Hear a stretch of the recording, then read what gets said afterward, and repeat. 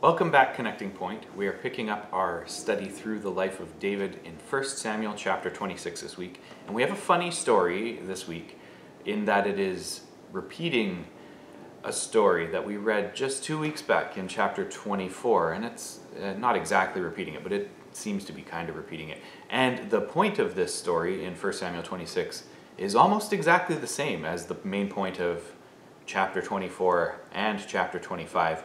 In that David ultimately will be shown to be doing right by allowing God to be the one to carry out justice.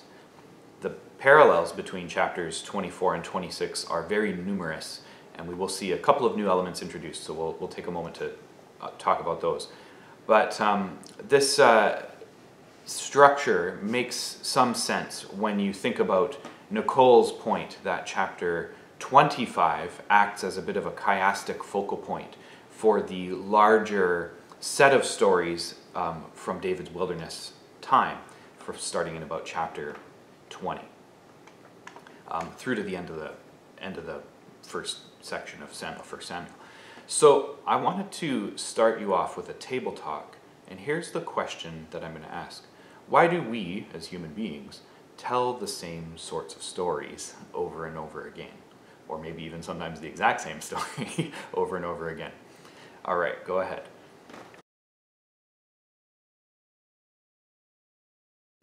One of the trends that I've been tracking over the last few years and just thinking about in my own kind of study and trying to pay attention to the way the world is working, the culture is working, is that I think our culture is coming towards its limit in its belief in the principles of the Enlightenment. I think the last 200-300 years have basically been shaped by governments and intellectual movements in the university system, which has largely been a product of the Enlightenment, trying to believe in the rational application of knowledge so as to control the varied elements of society. We've sought more and more to control weather and growth of crops and the way that we don't talk about political science as an art, we talk about it as a science, right? And that there are, data points that we can use, and we're a very data-driven society. You see it even in sports, that sports have become less and less about the art of kicking a ball or of making a play with the puck or whatever, and more about, analyzing what are the effective scenarios to put your players in, and then trying to maximize those events in the game. And it's this very interesting moment that we've come to, but we're realizing that all of those things are not truth. They've been wielded as tools of the powerful. Think about how the word science has been just dreadfully abused over the last couple years. Follow the science, and all these kinds of statements that have been used as like bludgeons for our intellectual life, rather than understanding its use as a tool. And so I think that's one of the things that we're coming to realize, is that science, technology, rationality even, are not objective measures. They are aspects of truth. They can tell truth, but they're not the only way to understand what is capital T true. Like other tools, they actually require a story to make people want to go along with what those truths are. And they've required a story, the progressive story, and I don't mean that in necessarily the politically progressive, but this idea that things can and will and should get better, that story, to elevate these tools, science and rationality and rationalism and all that kind of stuff.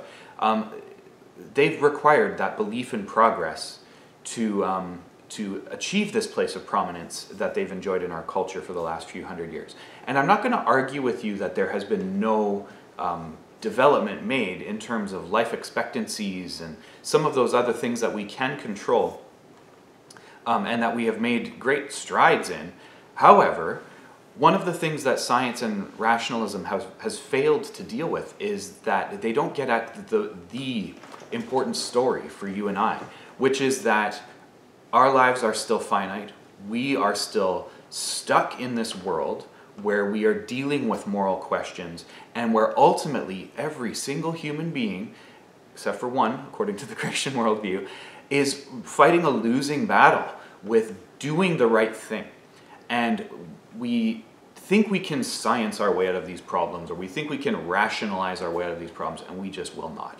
We will never rationalize our way out of the moral struggle of humankind. And that's one of the things that the Bible accurately tells us. The Bible is a book that tells a story. And I think it's safe to say that it tells the story. And the way it does this is by telling lots of little stories. Jesus himself teaches wisdom and moral truth by telling stories, parables, right? And this is a truth that many of the philosophers and scientists and enlightened people of our last couple of centuries have largely lost sight of.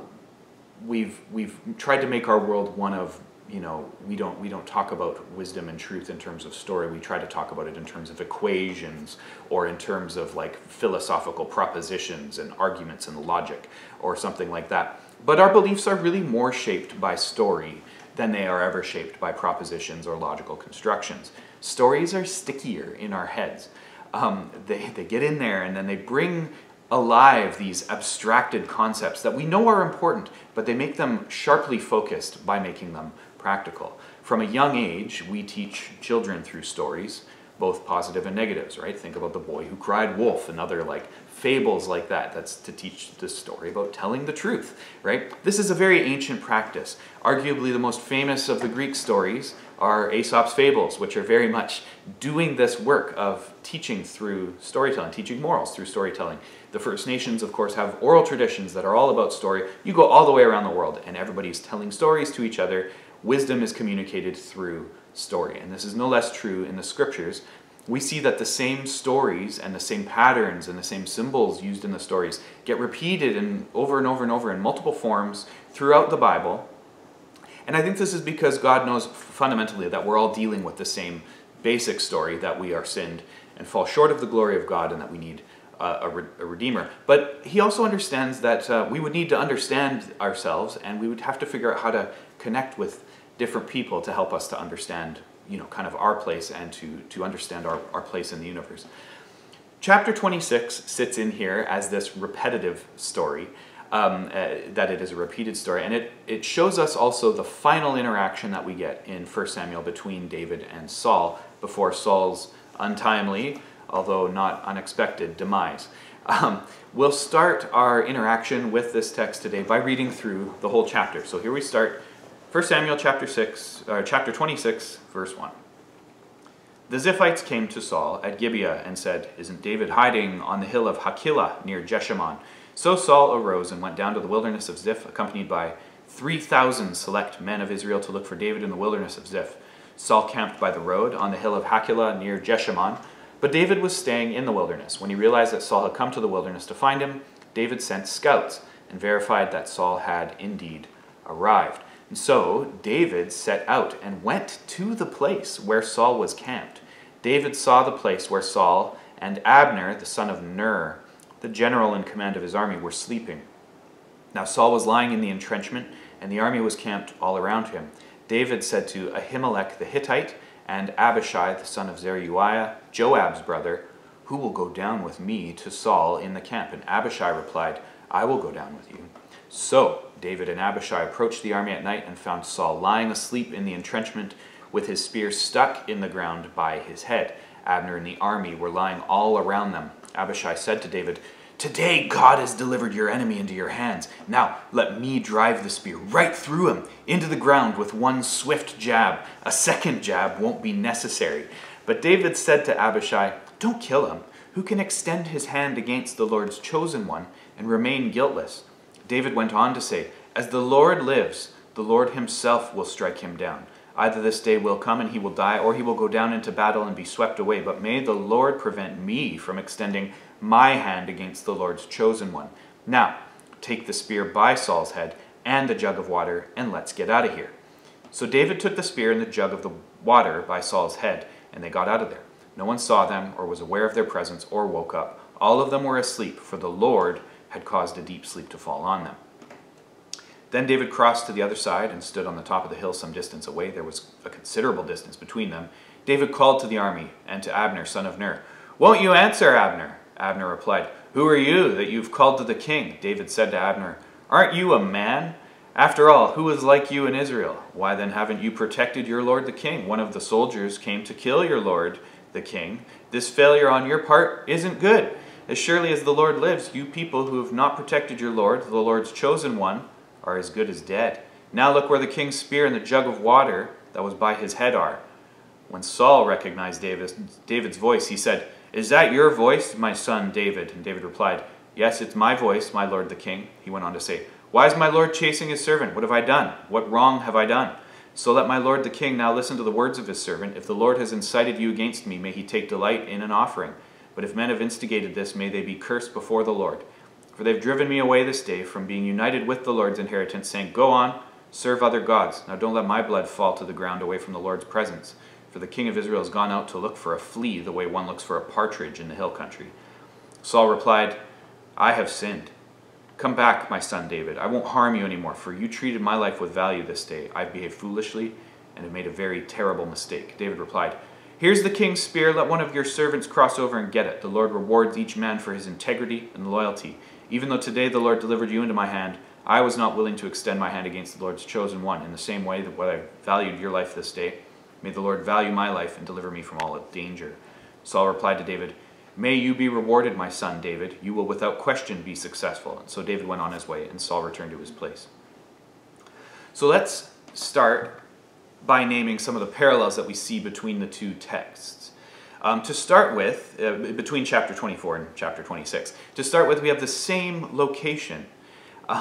So we have this place, Hakilah by Jeshimon, and we have the same group of Israelites, the Judahites, they're the Ziphites in fact, who are trying to sell David out to Saul. And they had done that, remember, in chapter 23, which is the story immediately preceding that other specific David spares Saul's life story that we read in chapter 24. So again, we see David sold out by the Ziphites because he's in this place, Hakilah, south of Jeshimon in the southern wildernesses of Judah. The Ziphites go to Saul, whom they find at Gibeah in Benjamin, where Saul seems to have been holding court. And this is like parallel to chapters 23, 24.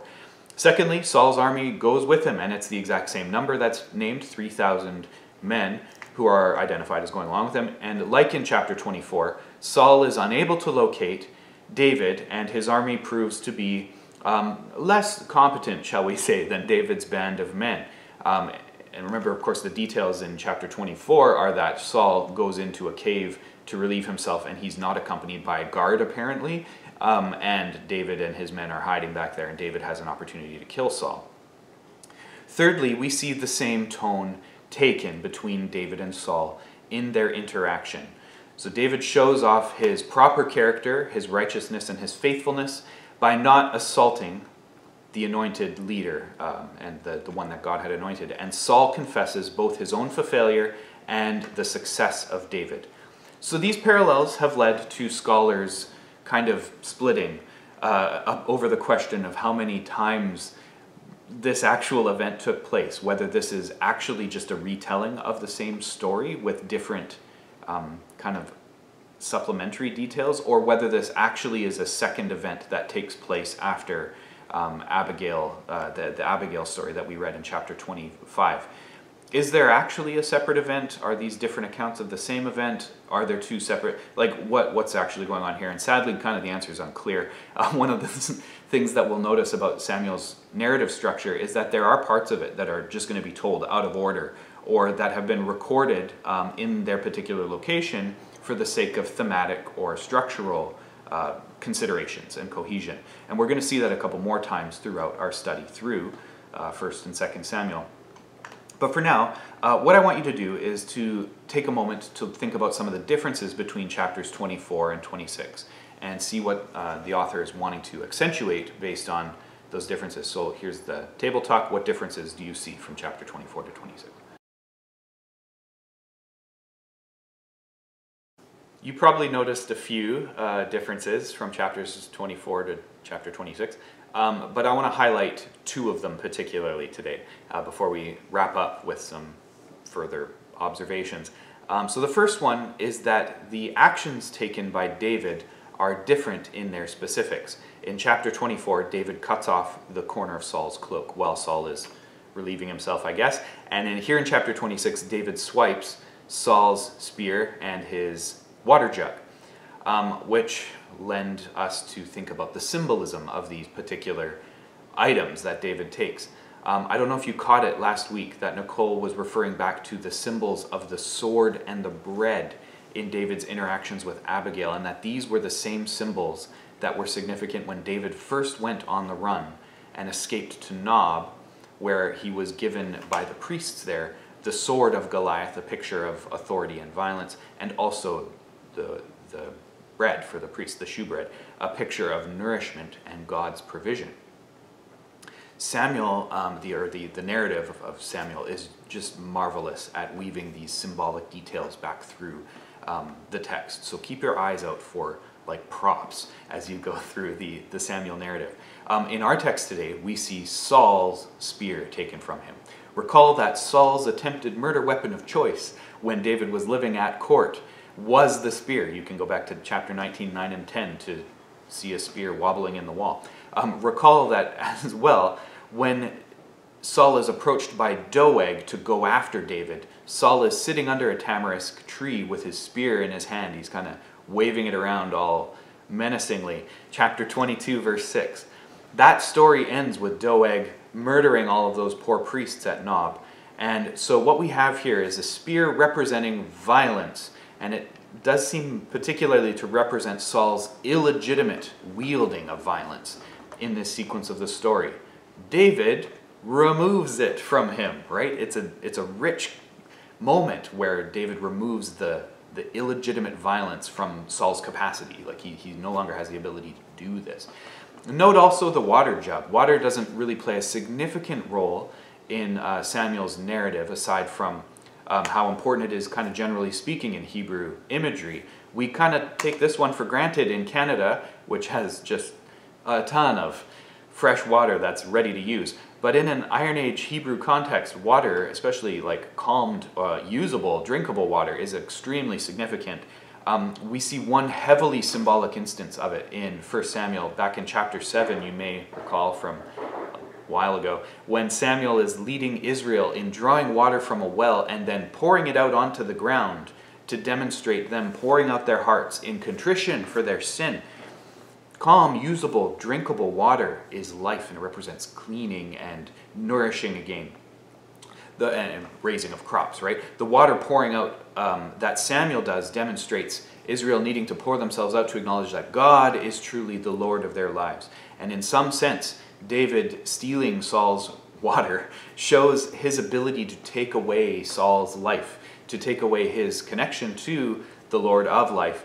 But it also demonstrates his removal of the kind of that life-giving office of the king, the king's role as the man in charge who brings energy and impetus to Israel, right? These two symbols, both of the violence, but also of the life-giving water, right? And they're both symbols of Saul's authority in some way, and David nabs them both.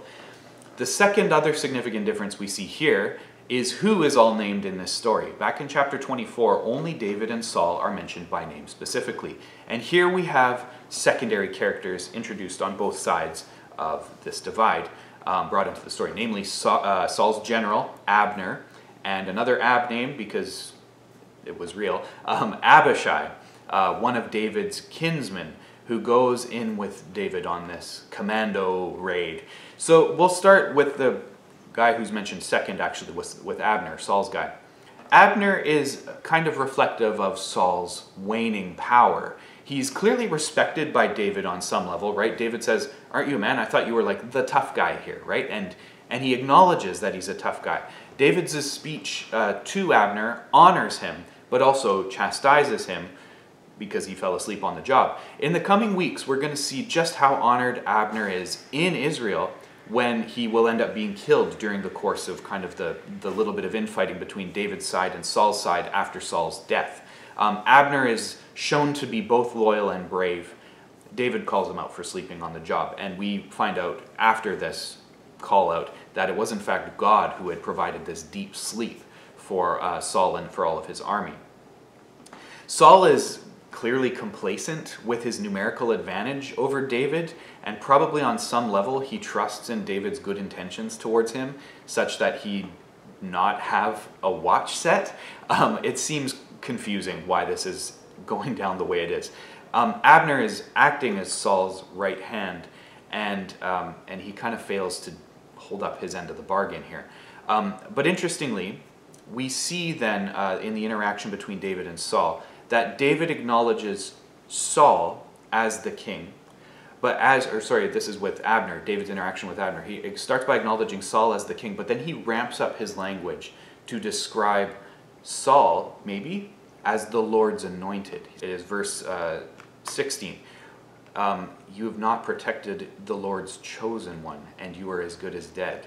And so is he talking about Saul here, or is he actually saying you've got your loyalties in the wrong place, Abner, because you're not protecting the Lord's anointed, which is David, right? According to David's own perspective on this situation. Provides some wonderful ambiguity. What does David actually mean by this? The other side of this picture is with Abishai, and we actually get two men named from David's group, and this is going to be a theme that we're going to see more and more, that David's mighty men become kind of significant characters in this story going forward. Ahimelech, who is a Hittite, and he is showing David's kind of cosmopolitan appeal, perhaps, or maybe it's just that David is collecting whichever ruffians and rogues were around and willing to be loyal to him. But then Abishai, who plays a more significant role in our story. Abishai is named as one of Zeruiah's sons, and he is the brother of Joab. And so this is the first mention of this particular wing of David's family, and this identifier is going to become an increasingly important one as our story progresses. Zeruiah is David's sister, or half-sister, and she has three sons, Abishai, Asahel, and Joab. So these guys are David's nephews, they're kinsmen, and they're probably a bit younger than he was. David, remember, he's one of the younger, he's the youngest boy. So it's probably an older sister who's got some, they're probably close enough in age where David is able to see them as something like peers. They end up heavily involved as officers and cabinet members for him and whatnot. And these sons of Zeruiah are some of the toughest customers in the whole Bible. I appreciated Nicole's description last week of David as a man of war who didn't need to call on God to avenge him, right? This was a mark of his theological maturity that he recognized that true justice and true vengeance is the Lord's. Because David knew plenty well how to smite his own enemies if it came to that. But it's significant that the sons of Zeruiah make this hardened, blood-soaked man of war David feel a little squeamish with how aggressive and violent they can be. So going forward, we're going to see that there is particularly a rivalry between these sons of Zeruiah and Abner, which I think is a little seed that the author is planting that he's going to pick up and pull the fruit from later on in the story. Here we get a little glimpse into Abishai's prowess and his bravery as he, along with David, break in behind enemy lines. A pretty foolish maneuver, I would guess. But you see Abishai's aggression too as he goes in there. The boast threat that he makes towards Saul is almost comical. Just give me one poke, that's all it's going to take. I'm not even going to need a second stab, and then you're going to be able to be the king. This is great stuff, David. That kind of hyper-pragmatism and quickness to use, maybe we'll call them pointy solutions to problems, is going to characterize the sons of Zeruiah throughout the Samuel narrative. I think their influence represents something like David's struggle to retain his humanity and his determination to let God be the just one. I can't help but kind of admire their hawkishness in some ways, and we should remember that it's one thing for these guys to be hawks, as it were, when they're just advising David what to do, and then quite another thing to have that level of pragmatism and that quickness to use violence when you're actually the one making the call on what decisions to make. So here we see that David is the one still being the decision maker, and he's repeating his decision making process from chapter 24. If this is in fact a separate lesson or separate event that takes place after the events of chapter 25, then what we should see is that David has really internalized this lesson that God has given him through Abigail. Vengeance is the Lord's. Keep your conscience and your hands clean as far as is possible. So the question is kind of like, what is the writer of Samuel doing by repeating this narrative and by showing all of these opportunities for David to kill Saul, even after Saul has overtly tried to kill David multiple times and David keeps his hands clean? Like, what's the point of this? Well, for the writer of the Samuel narrative, one of the key things that he's doing is showing the Davidic line as the legitimate line. And this sequence goes a long way to showing that legitimacy. The key statements in this sequence are made from verses 22 through 25. David demonstrates a clear understanding that power belongs to God and that God is ultimately the one who will elevate or bring down, as we learned all the way back in 1 Samuel chapter 2 in Hannah's song. The throne will be seen as a just reward for David's faithfulness and righteousness. Saul, because he has been acting unfaithfully and unrighteously, will not retain power. And in verse 25, the author puts it in Saul's mouth that is the truth of the matter. Israel was always called to be a different type of a nation. The nation is genetically birthed by a man who has this radical following of God's leading, right? Abraham in his story. He's taken away from the land of his fathers because he hears from the Lord. The nation is legally and religiously founded by Moses, who speaks to God in this burning bush story and then goes up onto the mountain to commune with God. And he's given these set of laws that are so very different from the other people groups around them that it's really going to mark them out as a separate people. God's purposes are more important than man's purposes in the story of Israel. And the story that we're given here reaffirms David as in the lineage of Abraham and Moses and the others who do God's will.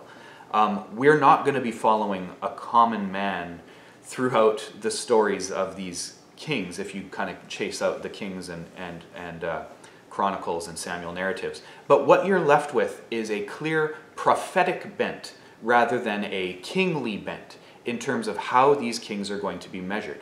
None of them are going to be measured about how wealthy they are or how they extend the territory or how, how well they rule their people necessarily. The issue that's really at stake for the writers of Samuel and the Kings and the Chronicles and going forward through the prophets and into the life of Christ and throughout the New Testament is whether or not these kings behave righteously and faithfully.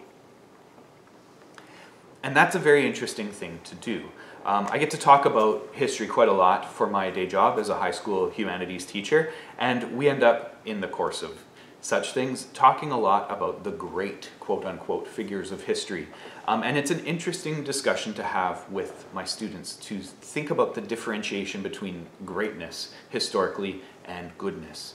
And one of the things that I like to say is that I would way rather be remembered to history as a decent person and a good man than as a great man, right? And it's not because I have any goodness in and of myself, but it's because of the difficulty that being a great man often causes, the moral quandaries that being a great man imposes upon you. And David is no exception to this, right? David is going to clearly struggle with the problem of that he is called to greatness, but he is more importantly called to goodness. So I wanted to give you one last kind of story to think about in these kinds of terms. So George Pompidou was the second president of France after the Second World War. He followed up the legendary Charles de Gaulle, who looked all of the pompous, hubristic French president that you would kind of expect. But Pompidou once said that he hoped that history wouldn't have a lot to say about him because happy people aren't often remembered because they're not dealing with great difficulty. They're just able to kind of go about their business, and you know, that life is enjoyable, and they're not really significant. And I thought that was an interesting thing to think about in terms of this greatness, goodness kind of paradigm or way to think about life. We don't really get to have any control over the circumstances of our lives, but I would challenge us, and that includes myself, to think more positively about our day-to-day circumstances. Each day that we receive is a gift and a blessing, and we can find manifold ways to recognize that God loves us, that He gives us a wonderful world full of things to enjoy, and He provides for us in so many ways. But we're very often preoccupied with the difficulties of our day-to-day. And I think what we're really seeing when we look at, and go with me here, I think what we're really seeing with this David story is that David knew how to operate day to day, so that when the great moment, right, came upon him, how do I behave in this moment when I have a chance to murder my enemy, right? He had built-in habits of responding to God's call on his life instead of reacting to what was the easy way, or what was the pragmatic path, as it were. And I think that that's one of the calls on our lives, is we don't have very many days in our lives where we're going to have moments of great significance happen. Most of the day-to-day is kind of, whatever, right? Not every day is a job interview that could change the trajectory of our careers, or, meeting the person who we're going to get married, right? That only or get married to, right? Like these massive monumental events are kind of small, and they're few and far between. And we see that in the David narrative too, right? How many days out of the years that he spends in the wilderness do we actually get to visit with David here, right? It's like 15 days that we're talking about over the course of 10 chapters that represent this long, significant portion of his lifetime. What is he doing the rest of the time, right? Is he concentrating upon, well, I'm going to get my chance and I'm going to be able to run Saul through, right? Is he focusing on this kind of a thing? Or is he cultivating habits of dealing righteously and faithfully with his circumstances in the wilderness? David has the moral reserves to rebuke his pragmatic, well-meaning but amoral nephew, Abishai, in our story today. And I think what we're seeing here is the fruit of David allowing himself to be guided by those first principles, by being righteous and by being faithful in the mundane, in the normal, right? He's more shaped by praying the Psalms than by killing the giant.